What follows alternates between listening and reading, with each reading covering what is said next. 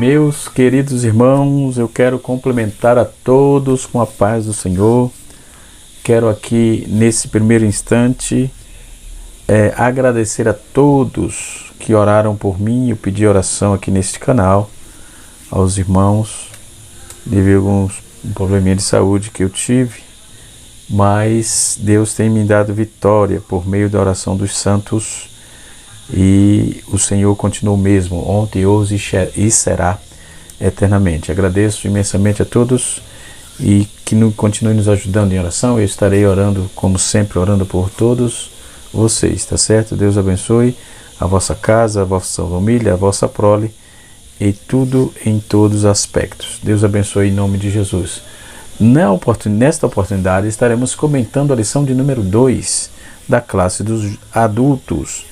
Nós estamos estudando sobre um assunto sobre missões e o tema geral da lição é até os confins da terra, pregando o evangelho a todos os povos até a volta de Jesus. É um tema, uma chamada muito forte que, se for verdade, o Espírito de Deus fará coisas grandes, não é? Visto que é um chamado de Deus. Pregar o evangelho é para todo mundo. Deus não especificou um grupinho, Deus não trabalha com grupinho. Deus não tem filhos privilegiados, todos são iguais. Embora, nos dias atuais, na cultura que vivemos, muitos até do segmento chamado de gospel, ou chamado religioso, chamado cristão, evangélico, pensa que Deus tem filho específico. Não, Deus ama a todos sem exceção. Então, que a bênção que vem para mim é a bênção que vem para você. Pode ser de forma diferente, de forma específica, mas Deus não tem filho favorito, não, tá certo? Baseado nesse contexto, está intrinsecamente ligado a nós a incumbência de estar pregando o sacrosanto evangelho de nosso Senhor e Salvador Jesus. Então, nós temos a oportunidade, de forma objetiva e forma clara, ouvir a palavra de Deus, né? De forma que nós somos gratos, somos a Deus por tudo que o Senhor tem feito em nós ou por nós, tá certo? E através de nós. Então Deus ainda quer trabalhar conosco, por nós, através de nós e conosco, tá certo? Deus abençoe a todos. Vamos para a nossa aula. Na aula de número 2, que será ministrada no próximo dia 8 de outubro, estaremos aprendendo sobre missões transculturais. Nessa questão de missões transculturais, nós podemos tratar também sobre a missão transcultural, uma perspectiva dentro de uma perspectiva cultural, missão transculturais dentro de uma perspectiva cultural. Também podemos aprender missão transcultural numa perspectiva histórica, numa perspectiva bíblica e uma perspectiva estratégica, certo? São assuntos e nós vamos estar com 3 lições especificamente. Deixa eu ver aqui para só confirmar, mas 3 lições trabalhando a mesma proposta, isso mesmo. Missões transcultural, a origem na natureza de Deus, tem a sua origem na natureza de Deus, missão transcultural no Antigo Testamento e missão transcultural no Novo Testamento. Então nós temos essas opções e essa abrangência, não é, de trabalhar a missão dentro do seu contexto geral. Hoje, nos dias atuais, existem alguns seminários, né, que trabalham proposta, faz aqueles simpósios e tal, mas o objetivo do Cristo aqui é ir, porque a palavra está ide por todo mundo, logo tem que ir, né? Logo tem que ir, né? Ficar reunido dentro de igreja, das 4 paredes, aprendendo teoricamente, mas temos que ir na prática. Falo isso na qualidade de um pastor que pastoreia a igreja em comunidade, não é?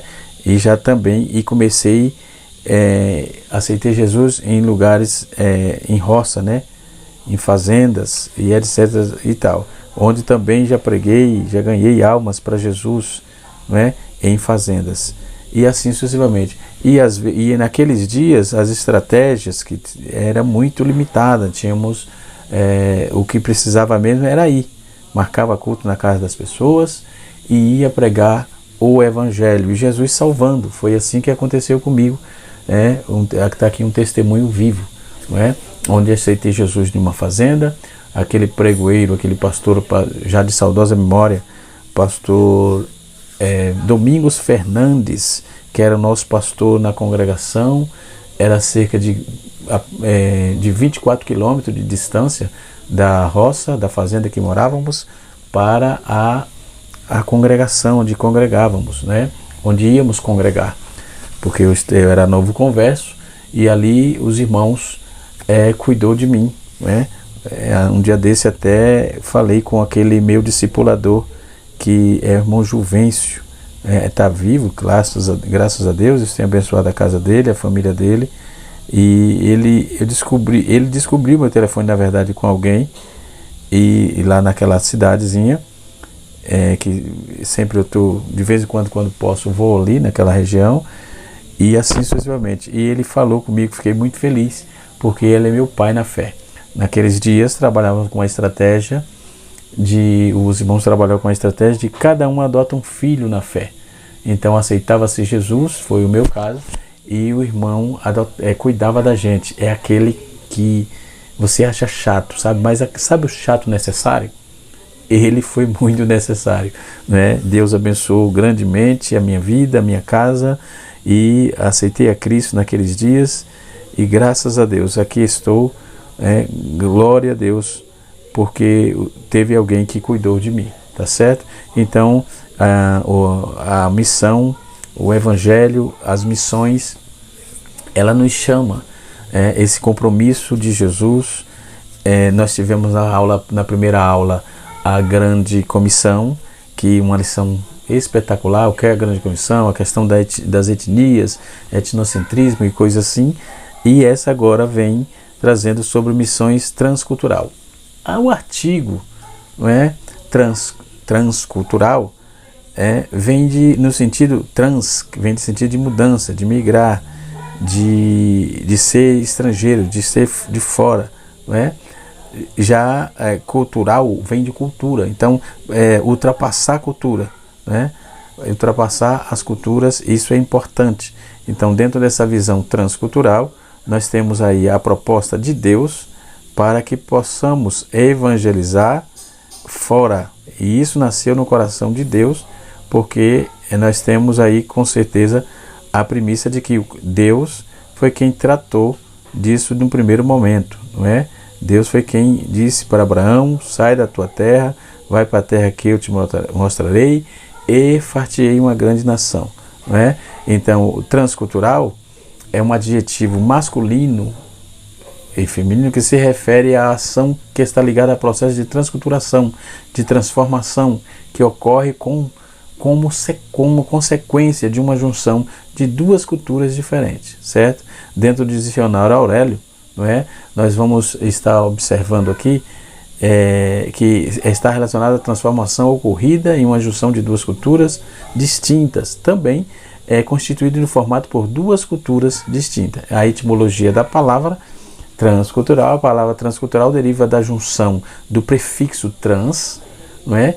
Que significa além de, não é?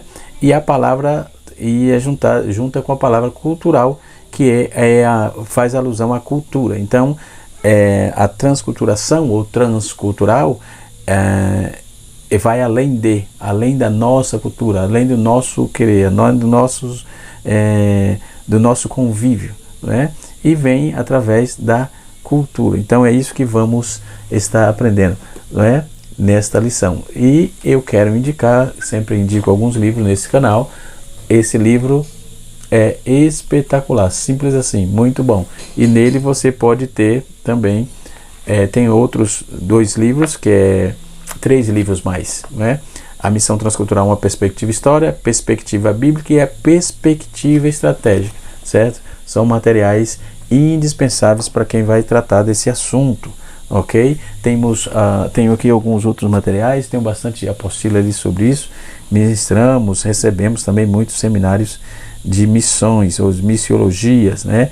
Nos cursos teológicos também que estudamos, aprendemos bastante missão na América Latina, a natureza da igreja e a missão dentro dos seus contextos culturais e intraculturais e etc e tal, certo?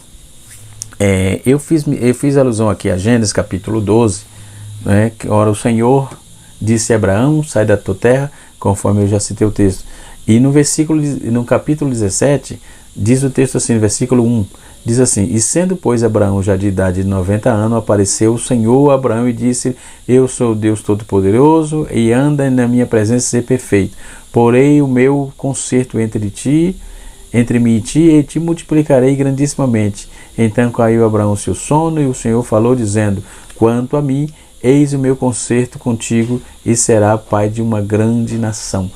Não existe período ou idade para se fazer missões. Missões é para todo o tempo, é para todos os dias, é para toda hora, não é? Porque existe sempre um Deus Salvador, sempre Deus será Salvador, e existe sempre alguém necessitado ao redor do mundo, e não precisa ser só no mundo, porque tem gente que faz missão nos Estados Unidos, é fácil, não é? Mas fazer missão no Nordeste, no semiárido brasileiro, não é? Para começar, no semiárido brasileiro, não é? Existem cidades bem próximas de nós, né, que está precisando de uma igreja, de alguém que pregue, de alguém que fale. Os misticismos tomou conta, e às vezes as pessoas não têm liberdade de estar cultuando ou servindo a Deus, e assim sucessivamente. Então precisamos tomar parte disso e ver até onde vamos chegar com as nossas incumbências. Jesus, quando disse ide por todo mundo, ele também nos dá estratégia e nos dá meios para irmos, não é? E assim sucessivamente. Então, que possamos ter consciência, não é? E sermos impactados pelo Espírito de Deus por meio da sua sacrossanta palavra, tá certo? E assim sucessivamente. Na nossa lição, nós temos aqui o tópico de número, ela está dividida em 3 tópicos, não é? A palavra-chave é transcultural, né?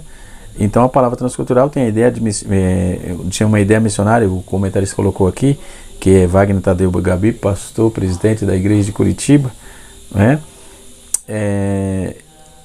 Ele traz a ideia aqui de um missionário que transpõe barreira, transpõe cultura de um povo, como eu já disse aqui, dentro da etimologia da palavra, usando o dicionário Aurélio, ok? E assim sucessivamente. Então, voltando aqui, o tópico de número 1 fala sobre a natureza missionária de Deus, não é? Que é a chamada de Deus para Abraão, não é? E a natureza missionária de Deus dentro do chamado de Abraão, não é? A expressão sai da tua terra revela uma ordem, um chamado de Deus para Abraão ir a um lugar que a princípio ele não conhecia, né? Junto com essa ordem veio uma promessa. Então tem a ordem e a promessa, ou seja, o Deus que envia é o Deus que sustenta, né? Outro sim, missão não é para se tornar rico, para se tornar empresários da fé. E hoje muitos têm negócio com isso, mas o evangelho fica esquecido. Por exemplo, se você está vai à rua, pregar o evangelho, né, e você tem um trabalho de assistencialismo, não é? Que é de entregar marmita, de dar assistência às pessoas menos favorecidas. Se essa pessoa quiser sair da rua, você tem um lugar de colocar ele? A sua igreja tem um lugar para colocar ele? Ele quer sair da rua, quer melhorar de vida, quer mudar mesmo, quer não estar mais nesse ambiente hostil. E aí? O que fará? Eis a pergunta, não é? Então, a natureza missionária de Deus requer que nós tenhamos responsabilidade com aquilo que estamos fazendo, não é? Junto com essa ordem vem a promessa, né? E em ti serão benditas todas as nações da terra.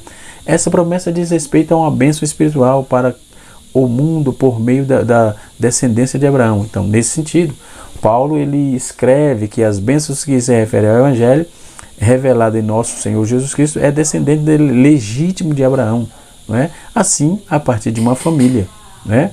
Deus providenciou a salvação para o mundo inteiro e por isso podemos afirmar que a origem de das missões transculturais está intrinsecamente relacionada com a natureza missionária de Deus. Né? Bendito seja o nome do Senhor. Muito interessante, porque Deus é que tem interesse. Não é? Às vezes o ser humano não tem interesse de ser salvo, mas Deus tem interesse em salvar. E aí, vai lutar contra Deus? Não é? E assim sucessivamente. Observando tudo ao meu redor, aonde vivo, aonde pastoreio, onde estou, não é? E também uma vez um professor na Metodista, onde estudávamos teologia, onde eu estudava teologia, ele disse que uma boa parte, quando ele falava de transculturação e a responsabilidade social da igreja, ele disse que, eu tenho essa aula até hoje aqui, ele disse que, eu até quis contestar isso, mas ele provou de forma contundente, que não tinha o que fazer, era aquilo mesmo. Ele disse que dentro desse contexto, nesse bojo contextual de igreja e sociedade, os problemas da sociedade hoje, a igreja tem uma parcela de culpa. Era isso que ele dizia naquela ocasião. Eu digo, professor, que aí você tem? E ele provou que tem. Porque se a igreja fica nas quatro paredes, correndo atrás dos seus interesses próprios, o evangelho não é só para mim. O evangelho é para todos. O ID de Jesus não só foi para mim. Nossa, agora sou crente, agora sou popstar da fé. Eu sou popstar, sou obreiro, ou sou crente, não é assim. Vá à rua, pregue o evangelho. E outro sim, não tem classe. Assim como a salvação não tem classe para Deus salvar, certo? E não tem classe também para aquele que é enviado. Vá pregar o evangelho. Bendito seja o nome de Jesus. O comentarista, ele faz uso desse livro de George Peterson, Teologia de Missões, da editora CPAD. Você deve comprar esse material interessantíssimo. E eu preparei aqui sobre essa teologia, a teologia missionária e a natureza de Deus. Então, o último mandamento de Cristo não é a base profunda, final da tarefa missionária da igreja. Ou seja, quem argumentou isso foi um Robert Spence. Ele diz assim em suas palavras, em suas palestras, quando ele deu em Duff, em 1910, ele diz assim: esta tarefa expressa oficialmente as palavras da grande comissão. O fato de isso ter sido declarado pelo nosso próprio Senhor fez com que haja infinitas consequências, mas essas palavras em particular nunca foram pronunciadas por ele, ou seja, se foram ditas, nunca foram conservadas. A tarefa missionária da igreja não seria afetada nem um pouco. Os principais argumentos para as missões não são encontrados aí nas palavras específicas. E no próprio ser e caráter de Deus é a base mais profunda do esforço missionário. O próprio ser e caráter de Deus é a base mais profunda do esforço missionário e deve ser encontrada. Nós não conseguimos pensar em Deus, exceto em termos que complete a ideia missionária. Embora as palavras possam revelar tarefas missionárias eternas, as bases estão no ser e no pensamento de Deus, no caráter do cristianismo. O objetivo e o propósito da igreja cristã e na natureza humana da humanidade, na sua unidade e necessidade. Então, o pensamento e o caráter de Deus, o caráter do cristianismo já é o cerne, já é isso, é missão, é trabalhando dentro desse contexto. Nós temos Deus Pai, nós temos o Espírito Santo, nós temos o Filho. Então, dentro da personalidade de Deus, existe a onisciência, onipresença e onipotência. Imensidade, eternidade e infinitude, certo? Santidade, retidão e justiça. Verdade, imutabilidade e sabedoria, a perfeição moral e a autoafirmação. Deus é luz. 1 João capítulo 1, versículo 5. Se Deus é luz, nós temos que transmitir luz ao povo. Infinitude, divindade, personalidade, divindade e infinitude, né? Deus é amor. Deus é amor. 1 João capítulo 4, verso 8 e verso 16, trata da imanência e autodoação, né? Perfeição moral, imanência e autodoação. E tem a transcendência e a autoexistência. Deus é espírito, então Deus é autoexistente, Deus é luz e Deus é amor. Então por isso não temos outra alternativa senão pregar o evangelho, não é? Dentro desses essas visões, esse teocentrismo em missões é agradável de se ler no meio da atual centralização antropológica, cósmica e eclesiástica da igreja. Então a missão teocentrista encontra-se uma fonte dinâmica e objetivo além do espaço e do tempo na eternidade, embora não ignore aí a história atual. O tempo, contudo, não pode dar origem, manter ou desgastá-lo, porque o teocentrismo é muito bem estabelecido em missões pelo apóstolo Paulo. Paulo trata isso aí. Então, no capítulo em que ele nos conduz mais profunda em direção do ministério e do conselho eterno de Deus, que se relaciona à salvação, não é? Então, Paulo, ele declara 3 vezes para louvor e glória de sua graça, perante o Pai de nosso Senhor Jesus Cristo. Então, na mesma epístola, o apóstolo diz que todo o drama da salvação não passa de uma revelação de um plano que está de acordo com o propósito de Deus. Então, o qual ele tensionou em Cristo Jesus, o nosso Senhor, certo? Então não temos tempo. Aí Paulo fala assim: a profundidade das riquezas, tanto de sabedoria como a ciência de Deus, né? Quão insondáveis são os seus juízos. Então, missão é diretamente da natureza de Deus. Nós não temos muito o que fazer. Quem é de Cristo, quem segue a Cristo, quem serve a Deus, não tem o que fazer, precisa fazer missão. Esses megas templos, megas eventos, isso é só para ego. Mas o campo é o maior púlpito, o campo é o maior espaço. E Jesus disse que grandes são, os campos estão brancos para a ceifa, e a seara é grande, e poucos são os ceifeiros. E onde é que estão os ceifeiros? O que vai fazer os ceifeiros? Então, Deus é o Pai como missionário. Deus Pai como missionário. Como a gente vê isso? Então, a colocação do nosso Senhor no poço de Jacó, por exemplo, em Samaria, de que Deus é Espírito, capítulo 4, verso 24 de João, é muito interessante. Pouco tempo depois, João, ele acrescentou, através da revelação do Espírito Santo, que Deus também é luz e Deus é amor. Então, nós vamos ver aqui que Deus é luz, Deus é Espírito, Deus é amor, certo? E está tudo centralizado dentro da declaração dogmática e majestosa de Deus, e de que Ele é a luz, né? Diretamente dentro do significado consolidado, né? Deus é amor. O fato isso está registrado na nossa lição, ok? O fato está registrado na história e na Bíblia. As palavras Deus é amor são de uma importância única, formando uma descrição majestosa da natureza qualitativa de Deus, e permanecendo inigualavelmente em toda a literatura religiosa do mundo. Nós procuramos em vão por esse fato não nos escritos nas escrituras dos sábios. O fato de que Deus é amor é revelado apenas na Bíblia. Então, num outro escrito você não vai achar, só na Bíblia. Bendito seja Deus. Veja que ponto interessante, um ponto culminante, um ponto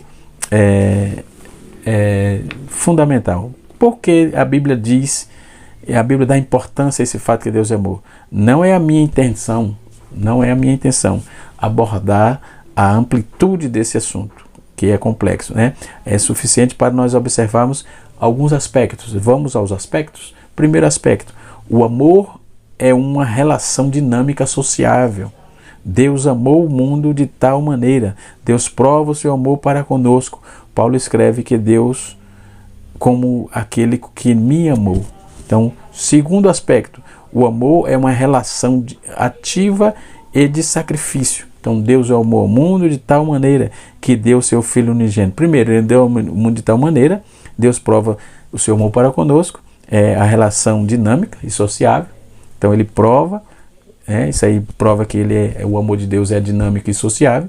E o segundo aspecto é que o amor de Deus é ativa, é uma ação ativa de sacrifício. Ele deu o seu Filho unigênito, e ele distingue aí o amor de Deus, pois ele renunciou a sua própria vida por nós. Então ele nos amou e se entregou. Deus prova o seu amor para conosco em que Cristo morreu por nós, sendo nós ainda pecadores. Então, primeiro, a relação, só para lembrar, o amor é uma relação dinâmica e sociável.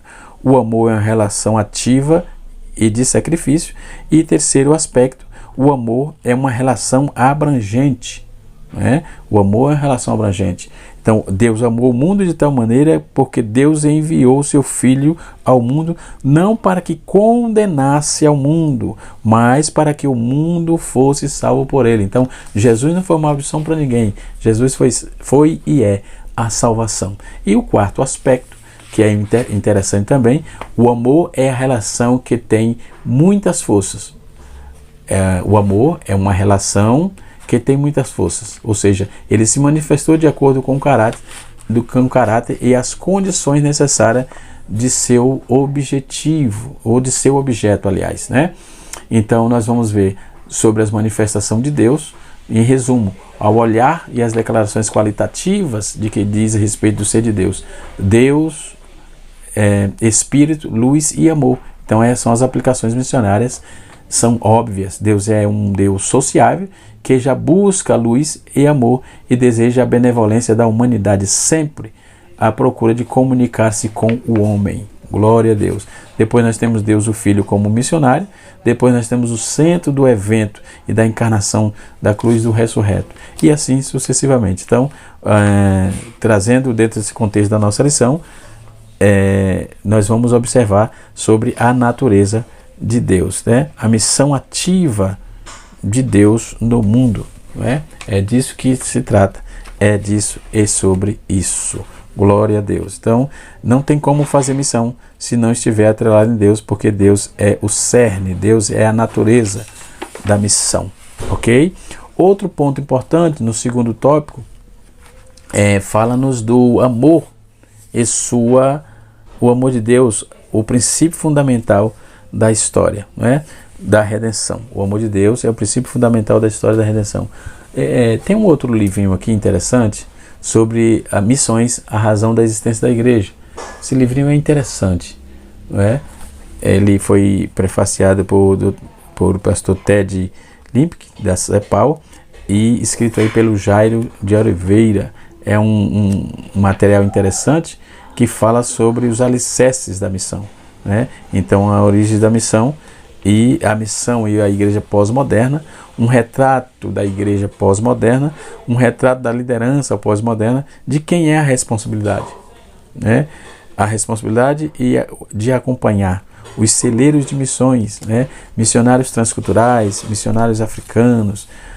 Que bela ocasião, a igreja primitiva e as missões, é interessantíssimo e recomendo para leitura, tá? E até por que não dizer para pesquisa, ok? Então, quando vamos trabalhar essa questão do amor de Deus, o princípio dos fundamentos fundamentados aí, que é fundamental da história, o amor de Deus, por exemplo, que eu já trabalhei, mostra que o amor de Deus no Antigo Testamento, vemos o amor relacionado com todos os homens.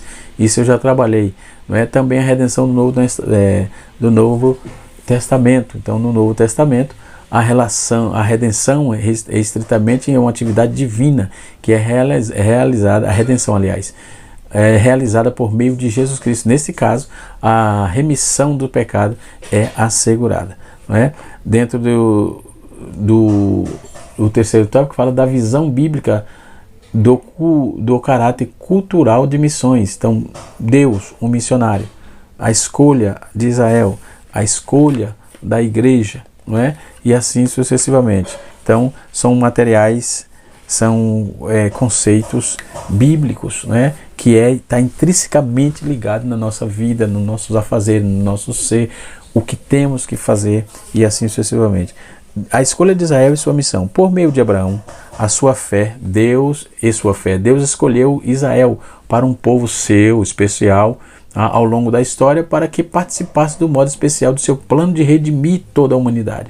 Ao estabelecer um relacionamento vertical e correto com Deus, Israel seria o exemplo para as demais nações. Era o desejo do Altíssimo que Deus se distinguisse dos outros, né? Dos outros povos, como sua joia preciosa. Ele queria que a santidade de Deus, como exemplo vivo de poder e de sua graça, atraísse aí o restante das nações. Entretanto, Israel fracassou nesse propósito, né? A promessa estabelecida em Gênesis, capítulo 17, verso 8, foi invalidada pela apostasia e infidelidade da nação, né? Depois nós temos aí a escolha da igreja. O Senhor sempre desejou que os gentios fossem levados à luz. Então a salvação por meio de Cristo é cumprimento divino. Na promessa nós éramos gentios e Deus, por meio de Cristo, Ele nos fez chegar até nós a luz, né? Então o cumprimento da divina promessa de Deus dada a Abraão para abençoar todas as famílias da terra. Então não tem como negar, não tem como fazer nada senão dizer: bendito seja o nome do Senhor, glória a Deus. O comentarista ainda usou como base aqui as páginas número 92 e 93 do livro Teologia de Missões, página 92 e 93. Ele vai transcrever aqui que o Espírito é a presença de Deus, o Espírito é a presença de Deus no mundo, não é? O Espírito Santo, ele é o membro da Trindade, não é? E isso é um fato. Então o Espírito Santo como missionário, ele vem trazendo aqui, desde o capítulo 2 ele trata sobre isso, não é? E diz assim: o Espírito Santo como missionário. O Espírito Santo é a presença de Deus no mundo, é um membro da Trindade que vai onde lhe é destinado, ao compartilhar com o Pai e o Filho os aspectos qualitativos da personalidade, divindade e infinitude, não é? Que está dentro de um quadro que eu vi aqui interessante sobre essa questão da obra missionária. Então o Espírito Santo de Deus como missionário, não é? E essa página número 92 e 93, onde ele faz a tratativa aí, eu já tinha falado lá no meio do vídeo, né? No meio do vídeo. E assim, raramente a doutrina do Espírito Santo é relacionada a missões, a missões mundiais, embora essa pareça ser um principal ímpeto, aliás, da declaração do Espírito Santo de acordo com as Escrituras, né? O grande livro de Henry Boyer, o Pentecoste da Missão, ou Missões, Pentecoste e Missões, por exemplo, portanto, não é apenas bem-vindo, mas é necessário. Ele harmoniza tanto a questão, embora o livro seja totalmente desconsiderado pelos teólogos de hoje, né? Mas ele faz uma tratativa interessante. As duas principais emanações que é redentoras de Deus são a encarnação do nosso Senhor Jesus Cristo e Pentecoste. A vinda do Espírito Santo, há, porém, um ministério de pré-Pentecoste e o ministério pós-Pentecoste do Espírito Santo. Então, o ministério Pentecoste é totalmente exposto no Antigo Testamento e nos Evangelhos, enquanto o ministério pós-Pentecoste relaciona-se com particularidade de missões mundiais, né? Então podemos falar disso como ministério geral e universal do Espírito Santo, né? Então essas emanações são interessantes. O Espírito Santo em suas relações mundiais, tá? Quem tiver esse material pode usar em larga escala, porque trata de uma forma toda especial. Deus abençoe os irmãos. Canal Rascunho DVD, ensinando para transformar vidas. Na lição de número 3, estaremos tratando sobre missões transculturais no Antigo Testamento. Deus abençoe. Canal Rascunho DVD, ensinando para transformar vidas. Um abraço a todos e até a próxima aula, se Deus assim nos permitir.